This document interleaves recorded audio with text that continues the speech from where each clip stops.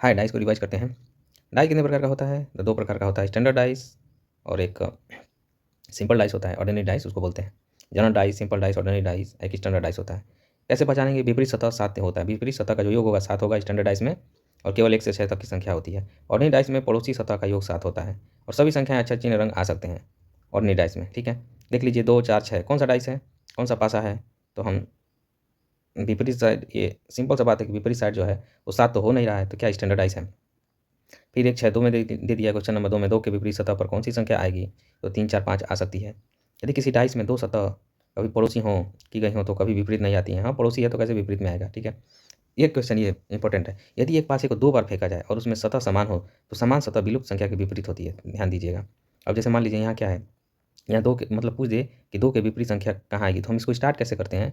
5, 5 इसमें भी है, 5 इसमें भी है, दोनों पासों में 5 है, तो हम 5 से स्टार्ट करते हैं क्लॉकवाइज डायरेक्शन में। 5, 2, 3 आया ना, और फिर उसमें दूसरे वाले में भी 5 हम लिखेंगे, 5, 6, 4।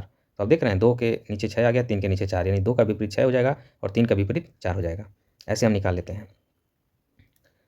यहाँ लिखा भी है, कृपया सेम नंबर से क्लॉकवाइज डायरेक्शन में लिखें। सेम नंबर से कौन किसके विपरीत होगा? जैसे मान लीजिए फिर से 5, 2, 4 दे दिया, 4, 1, 6 दिया क्वेश्चन नंबर 4 में, तो हम 4 देखेंगे दोनों में है, तो 4 से शुरू करेंगे क्लॉकवाइज में। 4, 5, 2, और इसमें क्या 4, 6, 1, तो 5 का विपरीत 6, 2 का विपरीत 1, क्वेश्चन खत्म। यदि किसी पासे को 2 बार फेंका जाए और उसमें 2 सतह समान हो तो बची हुई सतह एक दूसरे के ठीक विपरीत हो जाती हैं।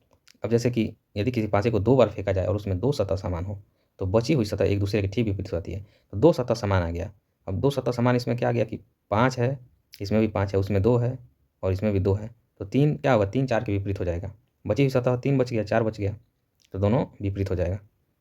ऐसे अगर 2 सतह समान हो तो एक सतह समान के लिए ये वाला है, क्योंकि 5 और 5 दोनों बराबर है ना, सेम है, सतह समान है। और इसमें क्या है, 2 सतह समान है, 5 2 है, उसमें 5 2 है, 3 और 4 एक दूसरे के विपरीत हो जाएंगे। ये भी क्वेश्चन समाप्त हुआ। ओपन डाइस को देख लेते हैं, ये कैसे है। आप देख सकते हैं फिगर बना के कैसे बताया गया है कि एक का विपरीत 6 हो गया, 2 का विपरीत 4 और 3 का विपरीत 5। ठीक है, यहाँ लिखा भी है अपोजिट साइड फेजेज।